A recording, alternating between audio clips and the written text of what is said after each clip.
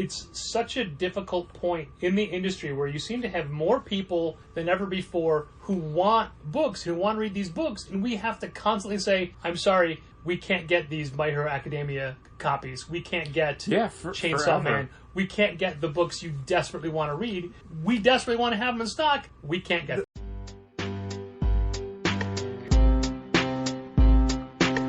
Come on and visit for any occasion. Don't keep patting down waiting. Comics and conversation. Keep the conversation moving along.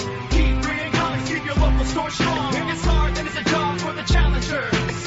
Comics and conversation, y'all. From Challengers Comics and Conversation in Chicago, this is Contest of Challengers, a comics industry business podcast with Patrick Brower and W. Dal Bush. It's just as well that I hadn't pushed the button, because all we were talking about is you moving your foot in unison with my hand. Yeah, it's true. I was going to make a very good thing for a non-visual podcast. Yeah. I was going to make a sweeping hand gesture to show that the button had been pushed and we're recording. Okay.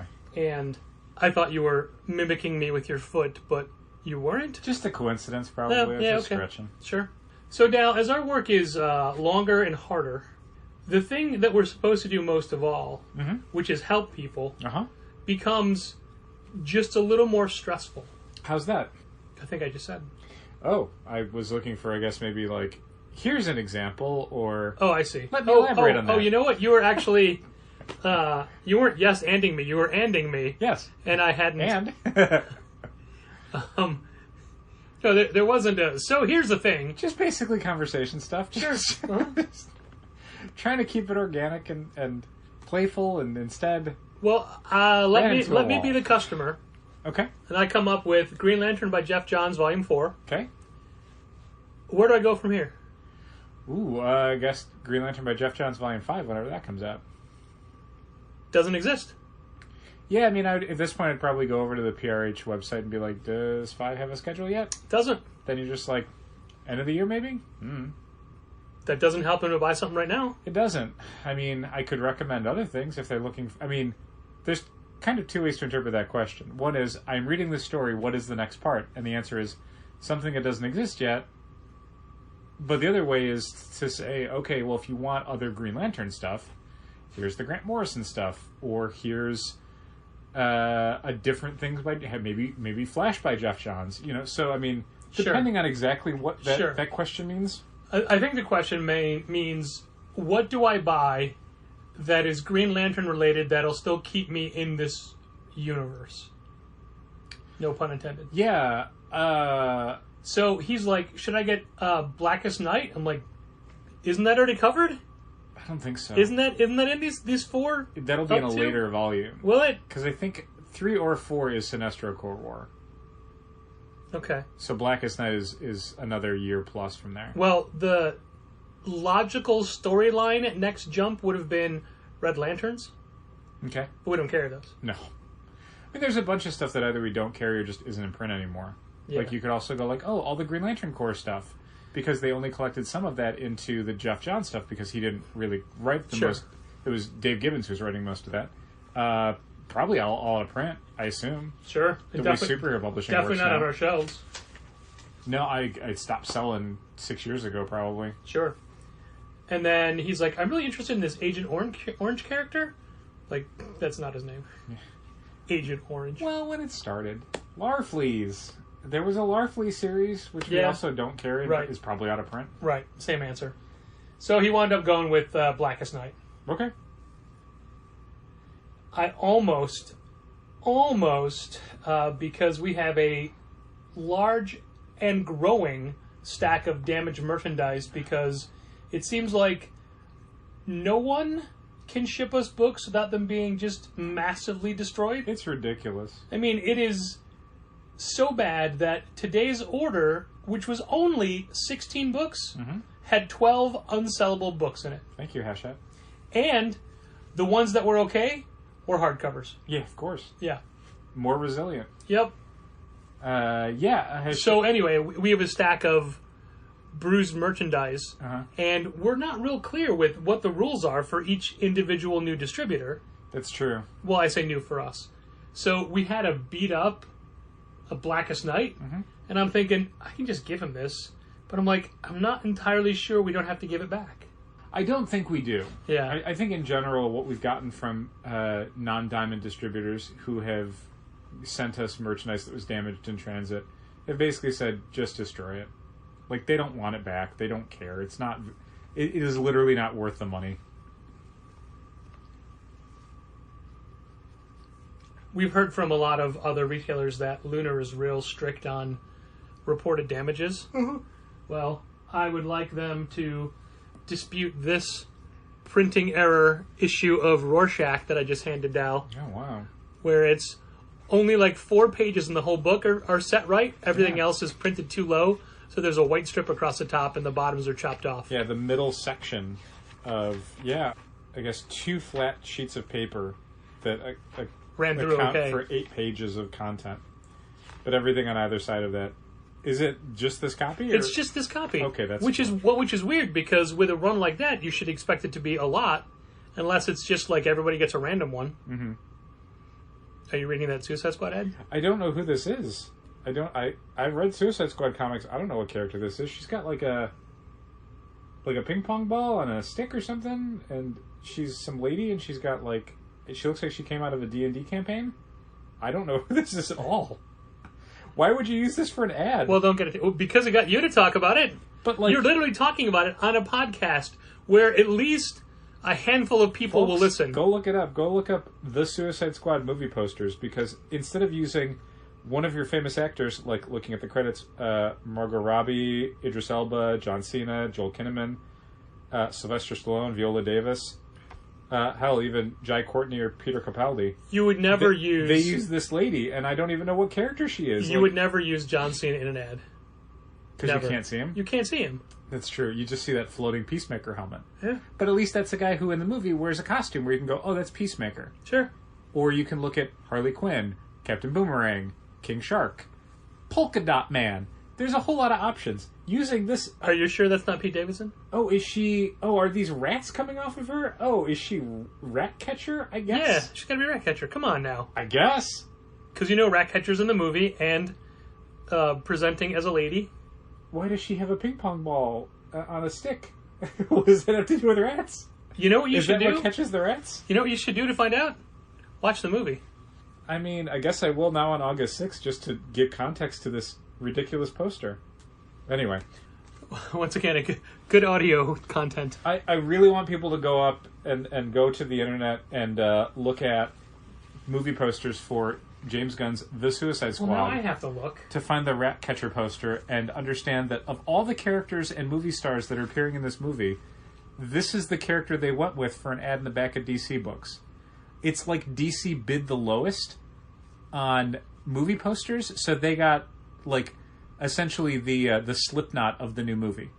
It almost looks like she's holding a gun, but backwards, so that's the handle sticking out. It looks like she's there's holding a holster. It looks like she's holding something that's going to get composited in with an actual weapon later on. It looks like an ice cream cone to me. Yeah, I mean, it seriously looks like something you'd have on a green screen, where it's like, okay, there's going to be a really ornate, cool sword that we're going to build in post, and this is just the reference so we know where to put it in your hand. And then they did the movie poster and like, nah, we'll just leave that there. I bet that's the coolest scene from the entire movie. Maybe. Also, you were naming all the stars. You did not mention Joel Kinnaman. I did mention Joel Kinnaman. Did you? I did. You forgot him because it's saying Joel he's Kinnaman. a star is a stretch. He plays Rick Flag, and he was the worst RoboCop, and I'm sure he was in other stuff. He was in that Altered Carbon that I watched one episode of and went, no thank you. He was worse than the cartoon RoboCop. Pretty bad. Yeah. It was a bad RoboCop movie. So anyway, there's so many damages that... How many are there? Well, yeah, 12 out of... and this was a very small reorder, because again, it's... Hachette orders aren't that big. It's a single... It's like a interior diamond box and a sheet of paper. Yep. One very thin sheet of brown paper that they just crumble up... Just craft paper. To the side. Yeah. Not even covering anything, really, nope. just to the side. Man, can you imagine if we sent out comics like that to people? Yeah, there would be a lot less customers, which is a funny way of saying that I think we're pretty much done getting Hachette. After I went through all the effort of clearing up questions on our account today. Yeah, Thanks. So it's a... Hachette. Yeah, because the thing is, like, Hachette, the main thing we would get from them is Marvel. Because Marvel graphic novels, even though Diamond is currently, and for the next month or so, the exclusive direct market distributor for Marvel Comics and graphic novels. Still? They're out of stock on nearly everything. Now, some of that is down to Marvel not having anything in print. So most of what you'd be looking for to restock is out of stock for the next 3 to question mark months. But there are a few things that Hachette has in stock that Marvel doesn't, specifically all of the Immortal Hulk trades. Yeah. Like we and can't, hardcovers. We can't get Immortal Hulk trades from Diamond. They're out of stock on basically everything. But we were able to restock a bunch through Hachette. Except when they showed up, they're all damaged and beat to hell, and we can't sell them. So in a way, even though we can order product from Hachette that we can't get from Diamond, if we can't sell it, it's like we can't get it anywhere. And we're putting in orders that they take a little bit longer to ship than Diamond, Yep. as it seems a lot of people do. Yep. Fine. Then they show up and they're wrong, and it takes so much longer to be corrected. And even then, the corrections are packed pretty much the same way the other ones are, so the odds of them being in sellable condition are incredibly slim. We've literally had massive damages on every single Hachette order we've done. One of them wasn't super damaged, it was just half of it wasn't packed. Just not even in the box. Not even in the box. Yeah. So, like, Were they on the invoice? The packing slip? There was no packing slip. Okay. So I had to dig up the invoice and go, yeah, you sent me one tracking number and that box showed up and half of what I ordered wasn't in there. So basically in the month to month and a half we've been dealing with Hachette, it's been constant problems. And one of the additional quirks to dealing with Hachette is that when they damage something and it needs to be replaced, with Diamond it's pretty straightforward. You report the damage, they ship you out a replacement if you want a replacement, or they credit you if you say you don't want a replacement. They may ask for the damaged product back, or they may ask you to destroy it. It takes a while, whatever, you hold on to it. With Hachette, it's this really convoluted thing where they immediately issue you a credit for the damaged item, and then charge you and ship you a new one. Like a whole separate order. Yep. Which means, because of the way that we have our payment for it, we have to then do another transaction with them to get the replacements for things that we've already done a transaction for. And this is anybody, this is not just us. When you buy something with a credit or debit card, the money is immediately pulled from your account. If there's a mistake and the merchant needs to put it back onto your account, it takes up to 7 days to get back on your account. Yeah. So now we're double paying for these things, and that money's tied up for a week plus. Yeah. And, and for them to reship it, it's not like they're rushing it out next day. Like, it'll take another week or so for a replacement to show up, which you hope is packed better, but it probably won't be. And this is all to get a very small selection of stuff that Hachette has in stock that Diamond doesn't for one publisher. We get a couple other things from Hachette because they also cover, like, Abrams and, I think, Yen Press. But it's not worth it. It's the amount of trouble we have to go through and the amount of kind of stuff we have to throw on just to hit their minimums because everything we want is out of stock. And then for it to show up damaged. Yeah. Forget it. Just forget it. Probably just going to send them an email, like, in the next couple days to be like, hey, we're done. Like, here's why. We've tried. But your packing is terrible. It's a huge nuisance. Here's a link to our podcast. Yeah. There you go. Where we run you down. Because we can't believe that a distributor as large as you packs this poorly. It's pathetic. Would you say that we're giving Hachette the axe? I would not say that. Okay. I know it's not Hatchet. No, but you tried. Yeah, so Hachette, one less distributor we're going to deal with. Simon & Schuster's pretty bad, but they're not nearly as bad as Hachette is. They are moderate bad compared to Hachette's absolutely abysmal. So yeah, if you're a comics shop out there who's looking to diversify where you get your books from, don't waste your time and money on Hachette. Just don't do it. It's a nightmare. Literally the amount of time you're going to spend filling out applications and stuff is not worth it. Nope. Here's a weird thing that Lunar does that I am not a fan of. When we reorder a single issue book, even if it's in stock, we almost never get it. Really? And it sits on our invoice for weeks. I reordered a decent stack of Batman the Detective #1. Uh-huh. We ever gotten that? Crazy. I know they take a while. I mean, need I point out Superman's pal Jimmy Olsen or Teen Titans Go to Camp? Yeah, well, the graphic novels in particular, Sure. I don't know what the deal with that is. There's no reason for the comic It's stuff. the same thing. It's the same principle. It is, but I don't know how much That Lunar is one looked at. copy we needed of American Vampire 1976 #1 that we reordered from Lunar, we wound up buying somewhere else because it's on the pick ticket every week, and then it just crossed out. Yeah, the comics thing is weird. The graphic novel thing I can sort of understand because I don't think they necessarily stock as heavy as, say, Penguin Random House.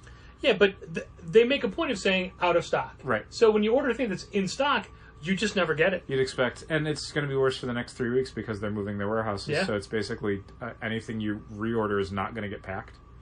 I noticed this because, well, we got Lunar in today. Yay. And there's things crossed off that you're not getting these. Do you remember that Shazam book? Yeah, That issue- same thing. That issue Shazam of 14. Shazam. It was just on every week's invoice crossed off for months. I mean, that's the same thing that we're going through with Batman Detective. It's amazing. Yeah. It's amazing. To the point where we're like, we don't care anymore. There's no audience for this. The title no longer exists. But I don't know how to say, stop it. Take this off. Just forget it. I guess emailing them and being like, can you just take this off our account? I reordered Batman the Detective #1 when it was still the newest issue. Yeah. Now we have 3 in stock. Yep. You're not helping us. No. I don't know why this is. I mean, eventually with this new warehouse, they're going to be at a point where they can do direct ships, and that'll hopefully be a separate thing.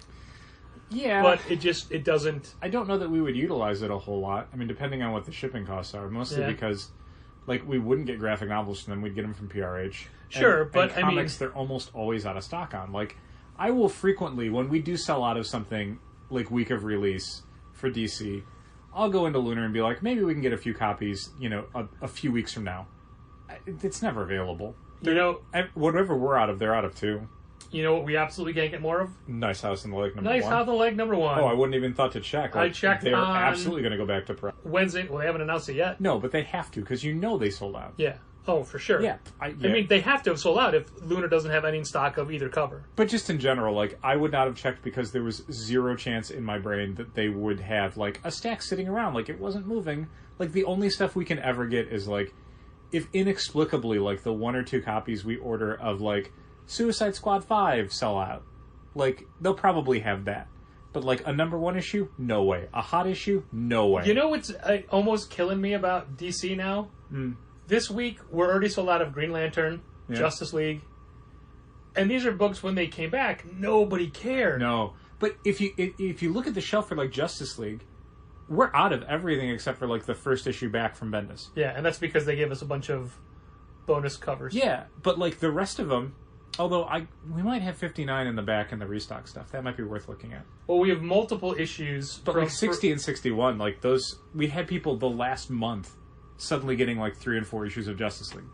Yeah, well, the market isn't set up to handle that anymore. No. Somebody put this week's Justice League on special order for that, and I noticed that you already taken a special order for the last issue as well. Yeah. I'm like, I bet these never fill. No. I bet they never fill. Pretty much. But you know what they will do? They will be on the invoice for weeks at a time. Yay. Weeks at a time where they don't come in. All I ask. Yeah. It's such a difficult point in the industry where you seem to have more people than ever before who want books, who want to read these books, and we have to constantly say, I'm sorry, we can't get these My Hero Academia copies. We can't get Chainsaw forever. Man. We can't get the books you desperately want to read. We desperately want to have them in stock. We can't get them. The Viz situation is insane. Like, I get the idea of a bunch of, like, huge manga titles sold out over the holidays. Manga's maybe hotter than it's been in years. A ton of kids and adults are getting into series because of anime. A lot of people, like, took up more recreational reading because of COVID. So yeah, My Hero Academia and Chainsaw Man and Death Note and, a lot, Spy Family and whatever, like, a ton of hit series, sure, fine. That was 6 months ago. Yeah. Like, how is it this backed up? It's worse now. That, like, you can't get, like, from multiple distributors, we cannot get a single volume of Death Note. Can't get them. Nope. And that's ridiculous. It's only 6 volumes. And all we seem to be doing is taking more reorders for them. Sure. For stuff that, I mean, look, I'll be honest, I don't know if people are going to want them in the months from now when they finally are back in stock. Right. I don't know where the books are going. I don't know if it's a thing where they're just selling like trucks full of these books to Amazon, and that's why no stores can get them. I don't know. It's all these adult white men charging the delivery trucks when they show up to the Target parking lot. It's true.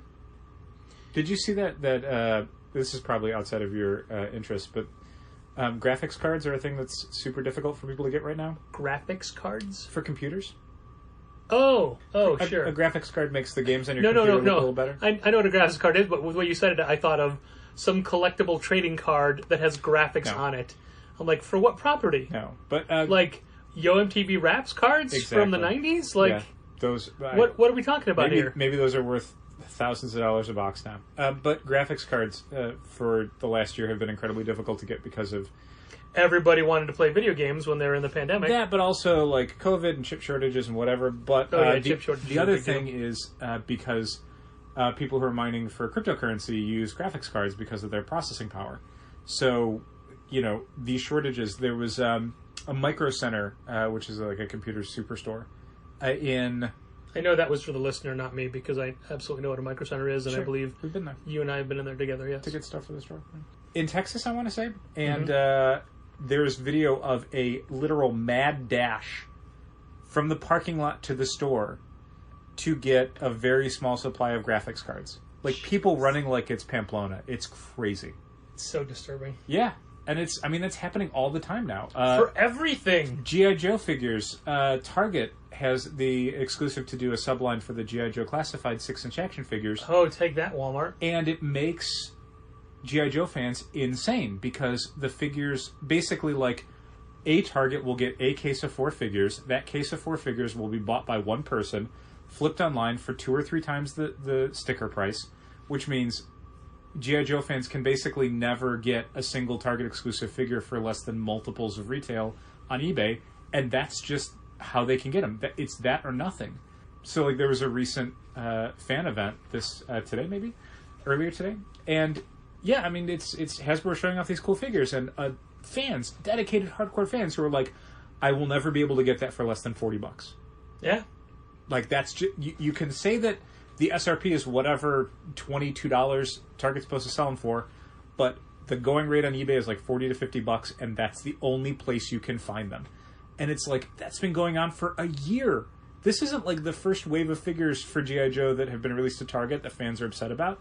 This is the constant thing. This is inescapable for them. And it's like, yeah, man, like anything that's collectible, anything that is of interest is in ridiculously constricted supply, and everyone's having to jump through hoops to do it. It's stupid. The whole thing's stupid. Well, I'd like to point out that a few minutes ago, a text from Robert Burns came in, but Bob, what you need to understand is that since we're using my phone to record, all I get is the little top screen notification. So what looked to be a rather lengthy, pre-planned text from you, including something in quotes, all I can see is the first two sentences before it goes off the screen. So I'm afraid that whatever you were hoping for just isn't going to work out this time. Sorry, buddy. Sorry. You got the timing right this week, but couldn't see what it said, aside from, I got this note a little while ago, and then it was a quote, and then something, and that's it. Yeah. So, we appreciate the effort, but you missed it. I don't appreciate it. That's fair. That's absolutely fair.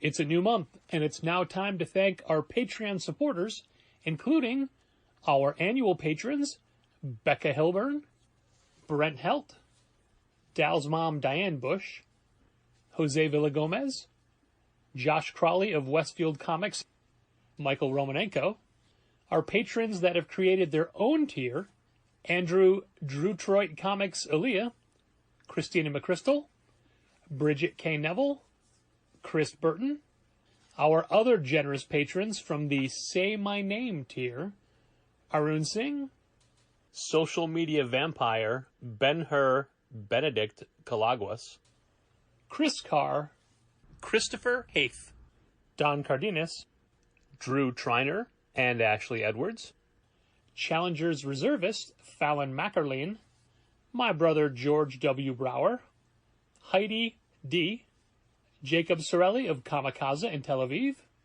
from 11 O'Clock Comics, Jason Wood, Josh Trigg, Mark Hammond of All Yeah Comics, Margie, Keith, Logan, and Malcolm Springham, Marcus Nasso, Matt Armstrong, Mitchell Davies of All Star Comics in Melbourne, Australia, former challenger Molly Jane Kramer, Morgan Kaiju Perry, Nick Baldwin, Robert Burns, Ryan Alcock, Ryan Hecht, Sean Bowers, Tad Eggleston and Johnny Williams, Thomas Nagovin of Century Guild. And if you would like to hear your name thanked once a month on this very podcast, head over to patreon.com/challengers and pledge at the $5 Say My Name level. Thank you all very much, and a big thanks to all of our other patrons who generously support this podcast at different pledge tiers. I mentioned that we bought an issue of An American Vampire that somebody had needed from somewhere else. And while I've had that on the board for the last couple of episodes, I keep forgetting to talk about it. Sure. Because no natural segue. But I mean, it was there was. I was using the American Vampire. I could have done it. No, I could have done it then. Previously. Oh no, I just forgot. I was giving you an out. I was making you look like a professional. Like you waited for the optimal moment, and then you struck. People that listen to this know that's not the case, but I appreciate your effort. What if this is someone's first episode? Welcome to episode 536 of a non-sequential podcast. I mean, the number goes up, but it's non-serialized. Non-serialized. Thank you. That's exactly what I wanted was serial, but I got confused and think of Count Chocula. I'm sorry. What?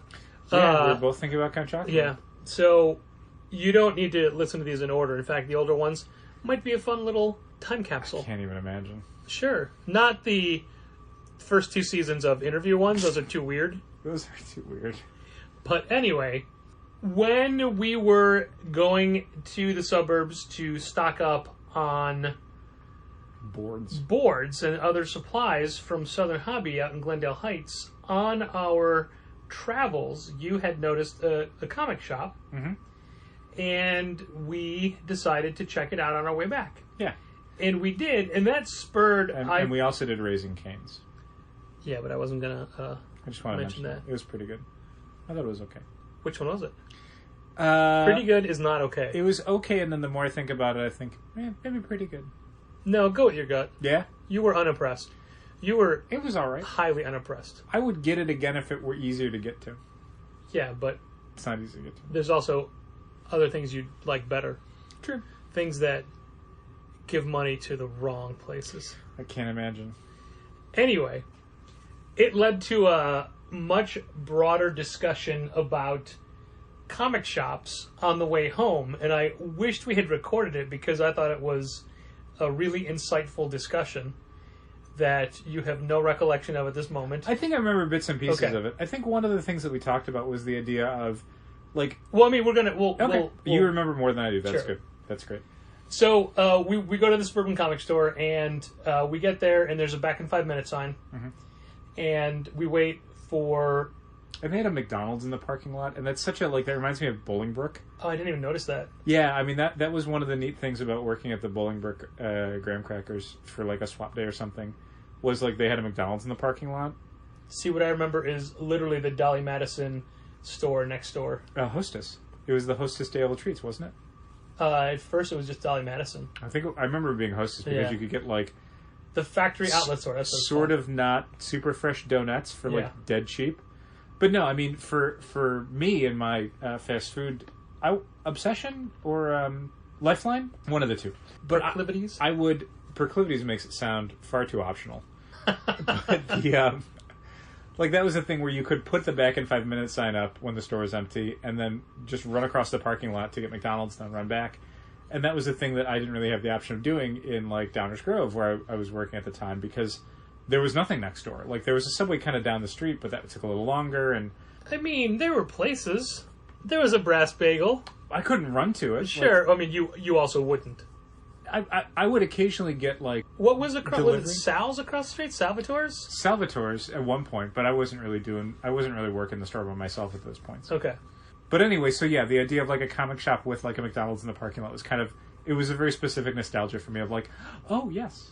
This is getting way off topic, but I specifically remember one day when you were younger and working with me. And it was a test to see if Dal could handle the store by himself. So I went out with my then girlfriend, who, by the way, is a terrible human being. And I brought my... You didn't know that then, I didn't. I brought my bag phone, which was the very first portable phone I had. It was a... it came in a giant bag, and it had cigarette lighters and a battery charger, and it was large. Yeah, it was think of very like large. a tackle box. If you can imagine a tackle box, it was about that size. Yeah. So I brought that with me in case there were any problems. And because I didn't want to be that far, we just went to Salvatore's and sat in the window so I could look into the store and see you.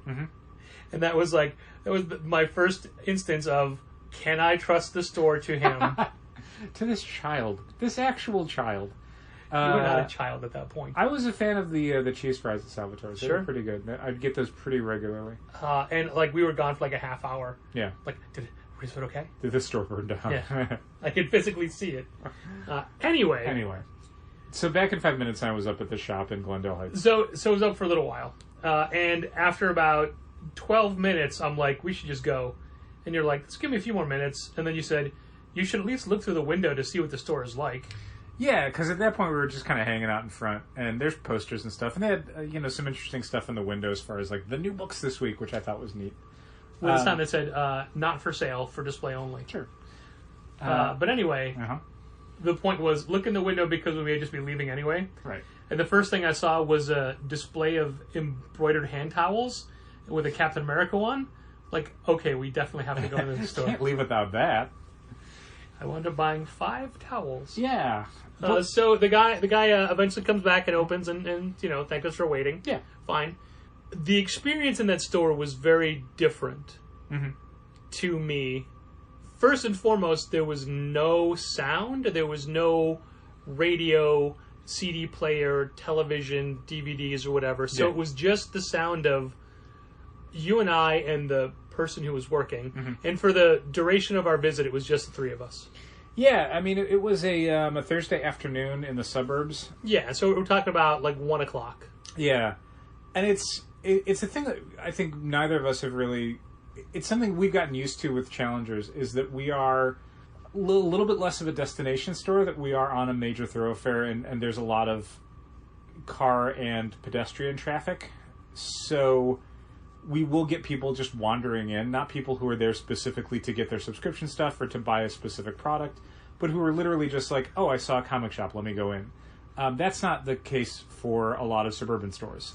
This one especially was tucked away a bit. You could see the sign from the street. Which you did. Which I did, but it's not the sort of, like, it's a strip mall where you're only there for specific things. Like, there is a nail salon, or there is a tax preparer, or there is whatever. And there is a bigger strip mall across the street with bigger anchor stores and bigger restaurants. Yeah, this was the sort of thing where, yeah, you would go there specifically to go to that one comic shop, specifically to look for back issues or pick up your subscription stuff or buy the week's new books or whatever. Like, you wouldn't just happen upon it and not have already been a comics fan. Like, you would only go there by design. It's a destination store.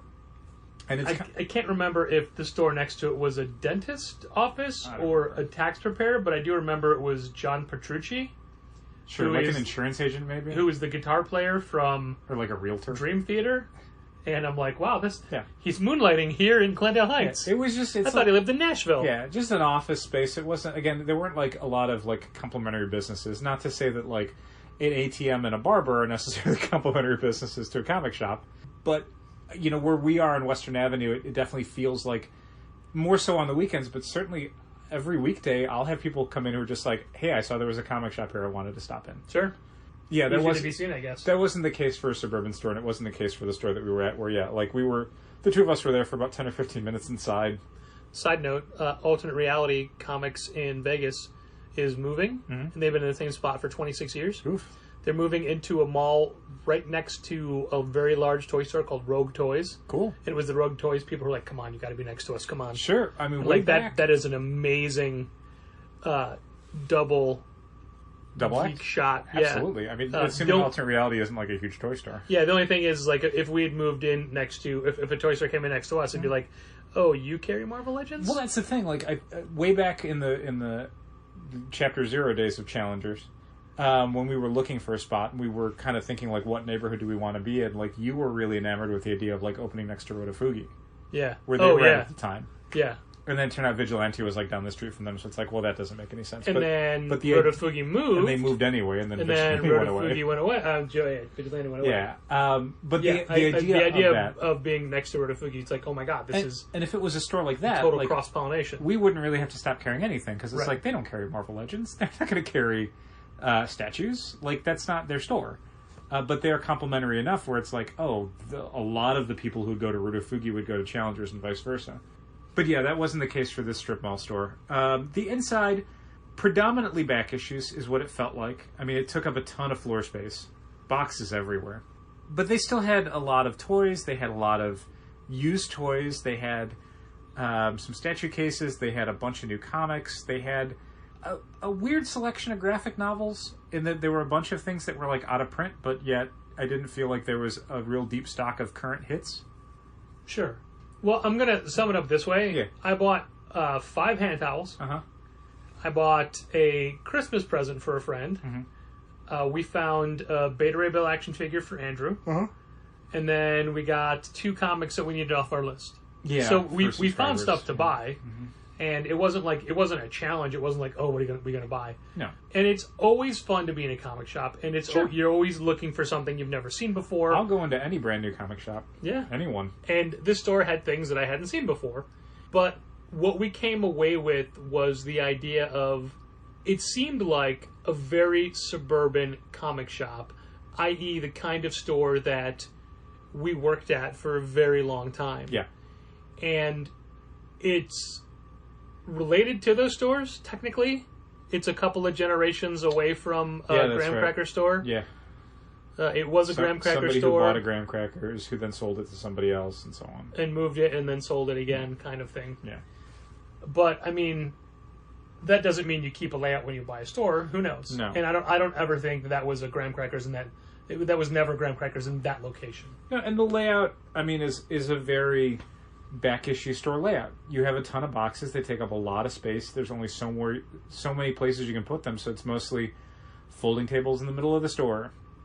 That's it. Those are just rows of boxes. Yeah. Okay. If I lived in that area and that was my closest store, I could have my pull list there, sure. Yeah, I think I'd mention that to you. Just the idea of, like, I know what I want. I don't need a store to, like, recommend stuff to me necessarily. I'm not that type of comics fan. It would literally just be, like, subscription fulfillment. And, yeah, sure, if it was close enough, it's faster to do that than have to worry about, like, getting them shipped out from some online vendor. Sure. Even if it was cheaper, it's like, I can just get them on Wednesday.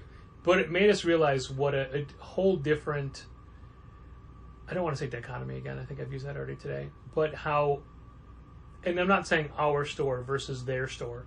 I'm saying a city store versus a suburban store. Yeah, I mean, some of it's, like, the philosophy that we had when we were starting Challengers and how we've shaped that over the years.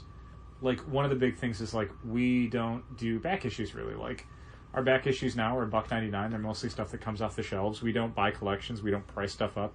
So a lot of, like, the day-to-day work of running a comic shop, like the one in the suburbs, we don't do. Like, we put our energy towards other things. And we could do that other job. We had done that other job. It's boring, but you could do it. You had specifically said, I don't know if I could do that job. Or you said, I think it would take me a while. What did you say? You said, it might take you a while to get back into it? Or, oh no, you said, yeah, I could do that job. And I said, you already do that job. He's like, no, specifically for that kind of store. Yeah, I mean, if that was, my employment, sure, fine. I don't like it. I wouldn't choose to do it necessarily, but if someone was paying me to do it and I didn't really have other options, like, yeah, okay, sure. I'll price and file back issues. And you said, but you'd be super bored. And I said, are you kidding? You would have your hands full completely reorganizing and revolutionizing that store. And you said, yeah, but after that week's over. Yeah. And that's fun, the idea of, like, let me turn this store into something. But, I mean, the joke of it is that for a store like that in that area, there's no percentage in doing that. Yeah, I mean, that's... What would it matter? It's that kind of store because that's what it is. Yeah, I mean, I did that at other stores, and you know what? It didn't matter. No one cared. Like, we're lucky in that Challengers is in the neighborhood it's in the city that it's in. If we took it to the suburbs or a rural place or Christ, even a completely different state, no one would care. Like, no one would find anything in it. Like, I don't think that what we have translates beyond, the people that currently shop at the store, that we have worked to find a way to make things palatable for them. Sure, but also we've cultivated our store with them in mind because that's what they've told us they want. If you go back and look at what we thought Challengers was going to be, Right. very different. Sure, I mean, a more like that suburban kind of store. Yeah, we've slightly pivoted a bunch of times over the years. I think we were always more of a graphic novel focused store, even in the early days. Like, that was a huge part of what we wanted to do. It became more of a focus as time went on, but it was always like a very big part of the vision of Challengers. The back issue thing, though, yeah, we were pricing up back issues and we were doing all that stuff, and then we realized, like, it's taking up so much space. We don't care about this. It's nothing we're interested in. We don't want to buy collections. What's the point? But yeah, A lot of phone calls today about buying stuff. Yeah. Way more than normal. That time of year. The best phone call I got this week was, yeah, I saw online that you guys buy comics for cash, and then 6 straight minutes of uninterrupted pitching me on stuff before I could even get a word in to say, we don't buy. I saw somebody started a call with me is the same way with, yeah, I see on Google that it's you buy action figures. No, we don't. Shouldn't say that on Google. No. Shouldn't say that anywhere. No. Because we've never, ever bought action figures. Never bought anything. We don't buy stuff. We'll buy candy from, like, people coming in looking for donations. That's true. Girl Scout cookies, too. Oh, yeah, we definitely buy Girl Scout cookies. But this suburban store, your whole day when you run a store like that is just dealing with collections and dealing with back issues because no one's really coming in. Like, you don't have a lot of pitching to do because even the people who do come in, they know exactly what they want. It's not the sort of folks who come in and they're like, what's a good horror series? They're not asking that. Speaking of that, and we mentioned it briefly before, but I think this is an instance where our excitement and our hand selling of a book worked against us. Yeah. With Nice House on the Lake because we sold out immediately and we're done. It's similar to Something is Killing the Children where it's like, in retrospect, I wish I'd ordered double what we ordered. Right. But yeah, for sure. I mean, this is the thing. Like, I don't want to, keep harping on DC the way we always do. If this was an Image title, we would have ordered 2 to 3 times what we ordered for number 1 because it's returnable. Yeah. I mean, this creative team doing this genre of book, at Image, we would have ordered a minimum of 70 copies. And I want to point out that we also had virtually no pre-orders for it. Yeah. Well, it's impossible for a lot of people to pre-order DC stuff. Sure. Because it takes us forever to get the catalog out, because it takes DC forever to get the catalog out to retailers. So we usually only have 2, maybe 3 weeks to get orders together for a DC book before the orders close, on initial orders anyway. It's impossible to find any DC stuff in pull box. You have to go hunting for it, which means you can't just browse through and find Nice House on the Lake. You have to go into the search field and find Nice House on the Lake and then add it.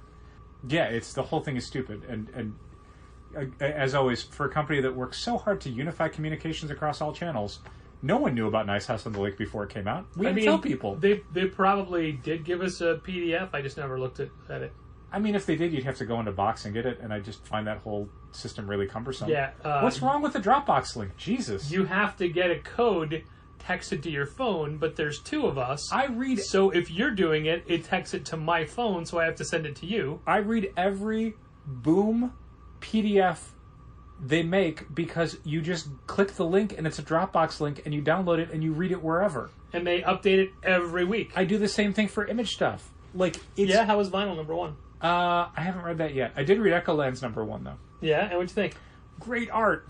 Okay, good enough. The end. No further comment. I liked Vinyl a lot. It's the same team that did Plastic. It's in the same world. It is just this oddball. It's a horror book-ish. It is a serial killer who's basically, he needs to form the Justice League of serial killers to save the FBI agent who's been hunting him his whole career because he thinks they're best friends. Oh, nice. And this guy has gotten into something outside of this serial killer.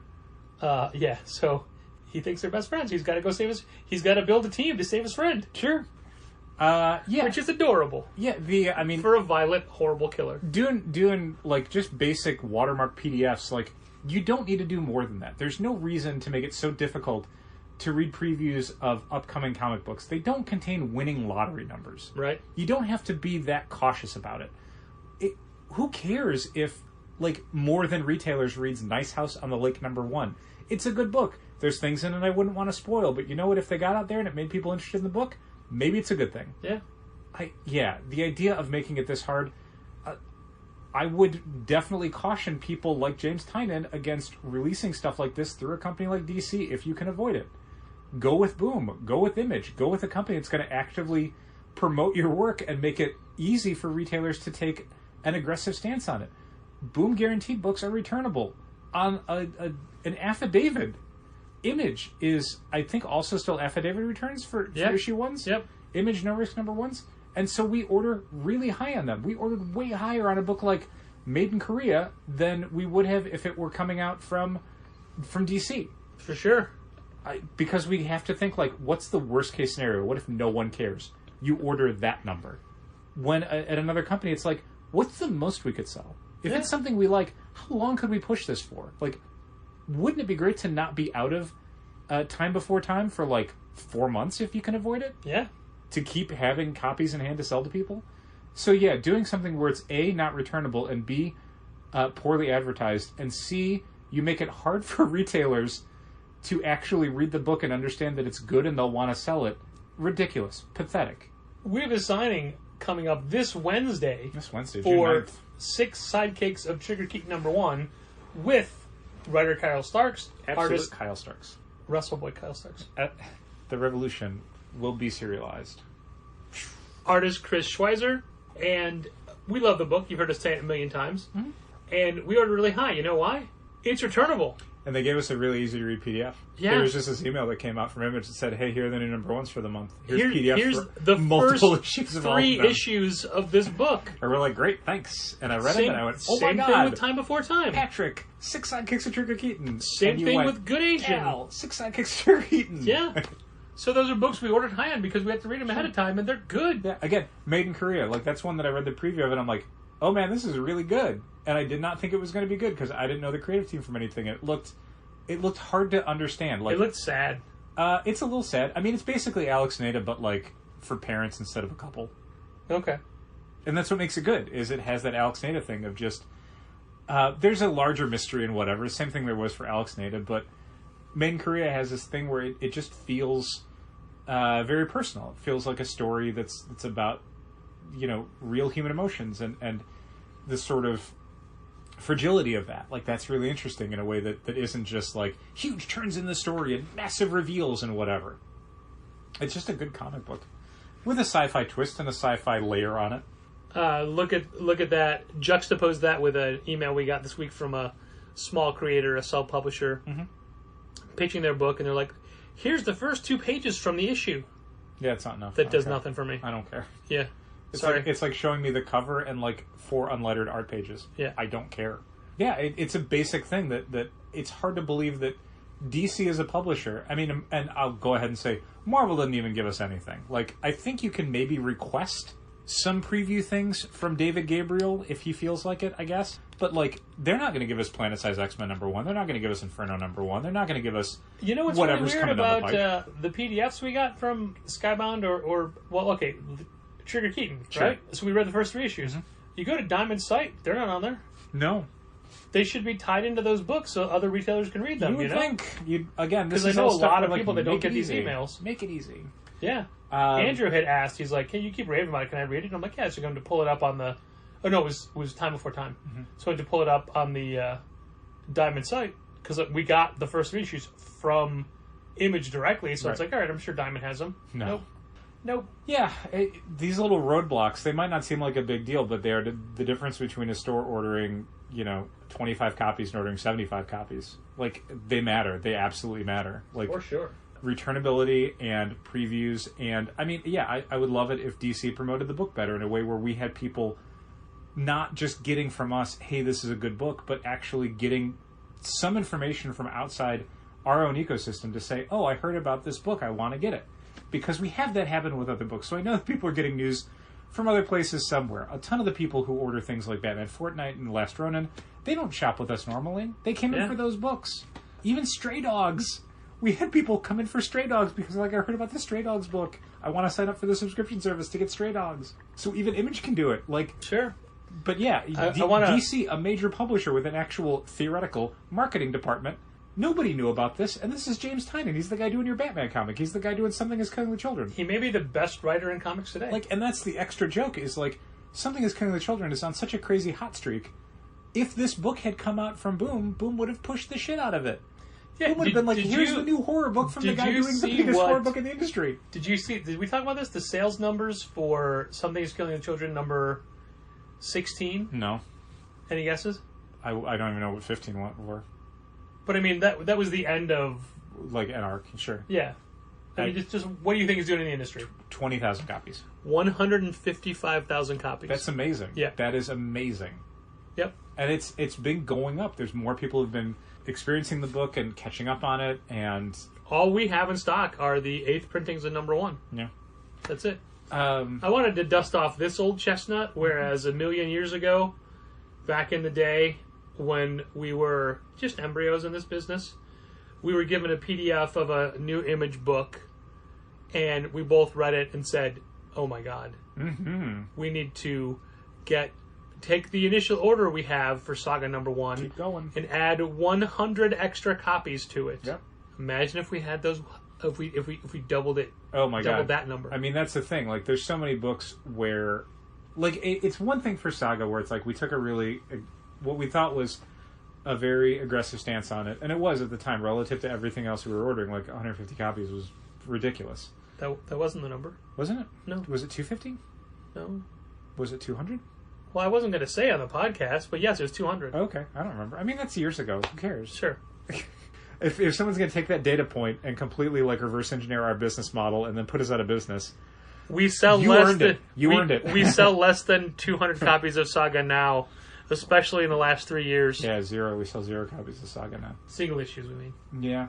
Even the trade slowed down. I mean, they sell okay still. Sure. But it sells okay in the sense of, like, Wicked and the Divine or Descender or whatever. Like, it's not we have to restock multiple volumes of Saga every single week. That's Invincible now. Yeah. I hope our Sweet Tooth book 1's coming soon. Probably won't come in until Monday. That's now, right? I think it is. I think it's this weekend. I ordered a bunch more, but... Also, John Layman said that Disney Plus released the first 3 episodes of Loki yesterday. Is that right? But Gina said that's not true. Oh, yeah.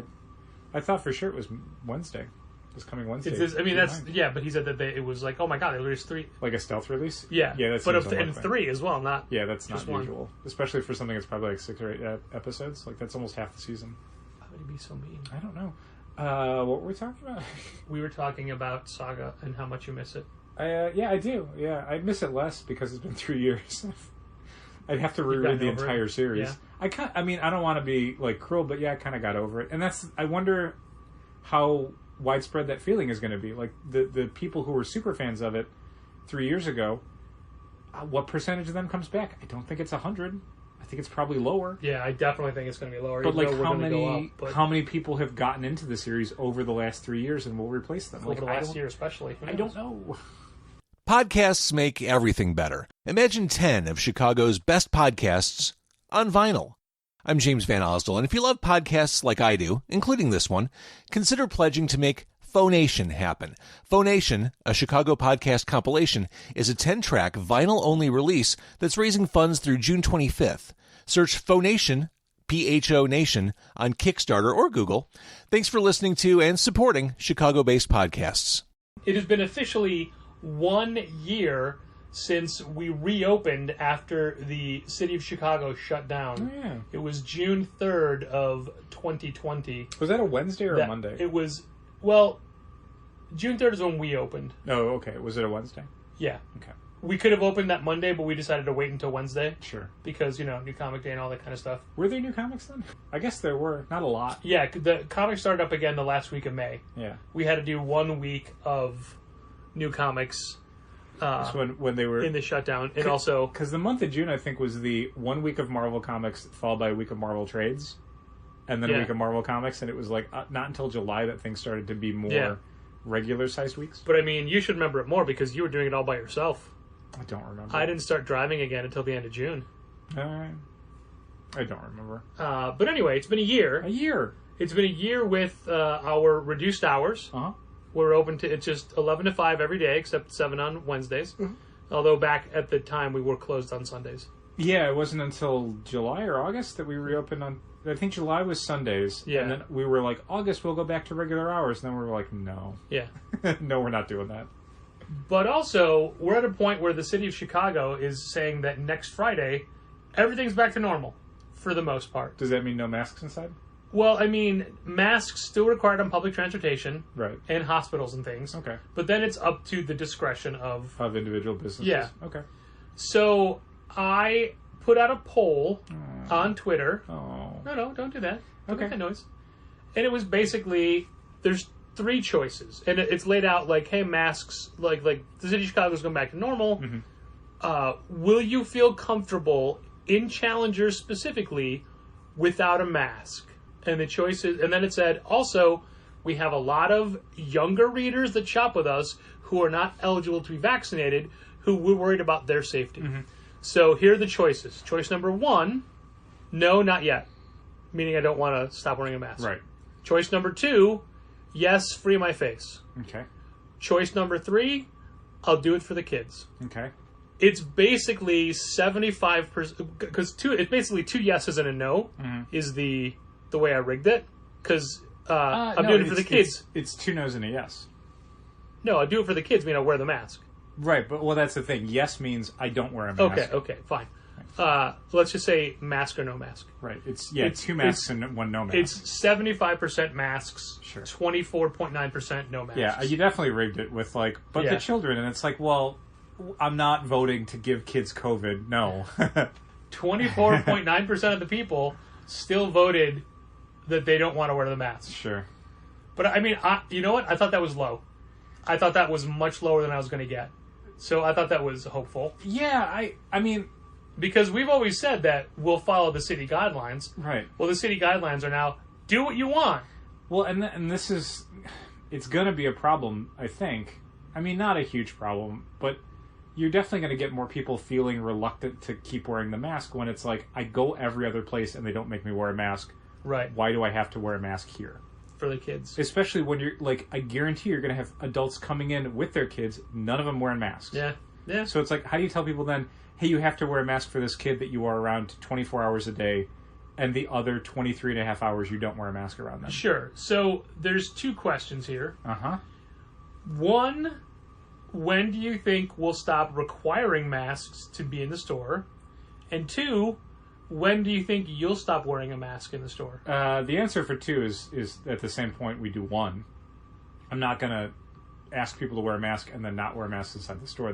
That feels impossible to police. Right, but you could do the opposite. You could tell people they don't need to wear masks. You could still wear one. No, I don't think I need to. That's the thing. I'm fully vaccinated. The city of Chicago is doing this because they're basically saying, you know what? If you're fully vaccinated, you do not have to wear a mask inside public spaces. The odds of you contracting or spreading COVID are so infinitesimally low that it is just theater at this point. And they also said, but it's up to the individual stores to find out if people are vaccinated or not. Yeah, I mean that's the thing. That's just cover your ass stuff. That's not every municipality is doing that, because the second they say you are not allowed to do that, and then someone gets COVID and sues a business, it's like, cool, I'm going to sue the city because they made me not do this. So instead it's like, you're on your own. But you're on your own is the basic phase 5 of every city's reopening. You're on your own. Good luck. Let's hope no one gets an outbreak. Yeah, for me, I would probably have not had a mask policy in place when the city said you don't have to have a mask policy in place. But see, the city is never specifically saying that. No, and they're never going to. So that's the thing. If you're waiting for the city to say, you don't need to do masks, it's like, that's 3 years from now. You're waiting for COVID to be eradicated. That is not a reasonable ask for a society, as we're seeing over the last few weeks. As we get closer to the barest minimum of herd immunity, it's great. Everyone can get out. Everyone can stop wearing a mask. Hug everyone you see. Concerts in every home starting tomorrow. Minimum of 50 people in your home. Yeah, you cannot be in a group of smaller than 30 people ever. So yeah, like that's the thing. This is the final version of the city's guidance. Is you're on your own. So if you're looking for more than that, you're never going to find it. They're never going to give you the assurance of like you don't have to do this anymore. It's perfectly safe. It's not. It's just the odds of it being unsafe are so less significant than they were before that basically you're fine. But you are going to run into the risk of what about the people who can't get vaccinated for whatever reason? What about children? What about people with compromised immunities? Like, that is bad, but it's also like the city is basically saying the alternative is masks forever.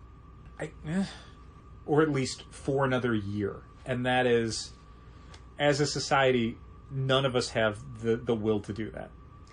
Actually, I think we challengers should go the opposite direction. Okay. Full face masks. Like Spider-Man masks. Like Snake Eyes? Like, yeah, exactly. Cover your entire face and head. Eyes movie? Exactly. Well, he's barely in that mask. That's true. He's too handsome. I'm handsome talking, to wear that mask.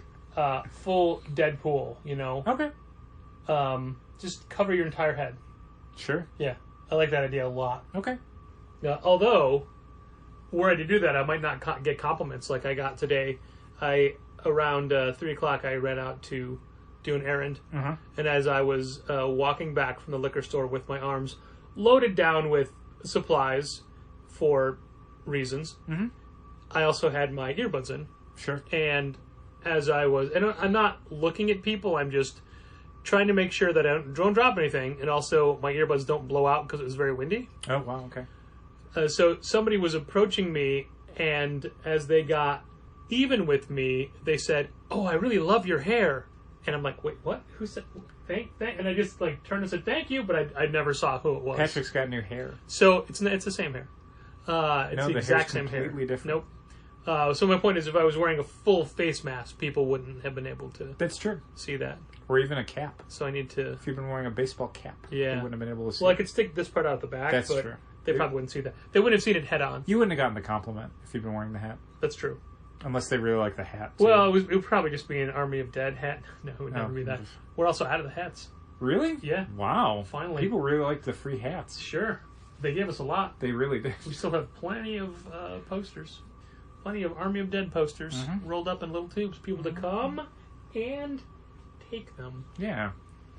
So I think the moral of the story is that this is still an ongoing discussion as far as when we stop doing things and when things go back to whatever normal was. And people keep using the phrase the new normal. And whenever I hear that, I just think of that failed sitcom that was the Justin Baratha. He was the guy from the Hangover movies that was never part of them. The least famous one? The one who was like, oh... The missing one. Yeah, exactly. Yeah. Yeah, there was it was a sitcom about a family that had like 2 dads or something. Okay. But not like Paul Reiser and... Greg Avigan? Greg Avigan. I was just going to say BJ and the Bear. And, Dick Butkus? I think was Fish from Barney Miller. His wife was the judge on that show. Oh, okay. Because there was a judge who they talked to because who awarded them joint custody. Yeah. Yeah. I can't remember her name. Bernice was her name on Fish. And Barney Miller. Fish was a spinoff of Barney Miller. Of course. Of course. But yeah. No, wasn't... Dick Butkus was in Webster. No, that was... No, that was Alex... Alex Papadopoulos. That's not a real thing. I think it is. No, this was football. Alex Karras. Alex Karras, okay. Yeah. No, Papadopoulos was the family's name, I think. Okay. Yeah. There you go. Wow. God, you know how many years it's been since I've seen a Webster episode? Jesus Christ. Decades. It's been decades. Sure. And it's still... Papadopoulos could just surface in my brain. I didn't know that was their name. Yikes. I don't know that I've ever watched Webster. You must have, I'm aware of Webster. Network television from that era, you must have seen at least one I'm aware enough episode. of it to tell you that it was Alex Karras. Sure. As the dad. Dick Butkus owned the diner or the restaurant? The yeah. He owned the diner. He was the restaurant guy where they would hang out or whatever. Gotcha. He was their Gunther. That's a Friends reference. Yes, and also, you gave me a perfect opportunity for a Friends reference earlier, and I let it go because even though Friends is now right back in the peak of pop culture now because of their anniversary special. Their reunion, yeah. I let it go. Oh, thanks. You're welcome. I wouldn't have gotten it anyway, probably. You might have. But also it was more of an outburst. I see. So rather than say what it was, I decided to pivot and go to a different part of the podcast. Okay. Which is now over. Thanks for listening. And keep reading comics. Hey, don't forget to come to the signing. Kyle Starks. Wednesday, June 9th. Chris Schweizer. 4 to 7. We're going to have an exclusive print, a little print Chris Schweizer is working on this very second. Not when you're listening, but when we recorded it. 4 to 7 p.m. So there's that. Coming late in the day. Yeah, definitely coming later in the day. And also, if you make the signing or not, treat yourself to the 6 sidekicks at Trigger Keaton #1. This has been Contest of Challengers. Thanks for listening. Keep reading comics. Challengers is located at 1845 Northwestern Avenue in the Bucktown neighborhood of Chicago. 773-278-0155. Keep up to date with new releases and events at challengerscomics.com. Like Challengers Comics on Facebook, follow @Challengers on Twitter, and help fund this podcast at patreon.com/challengers.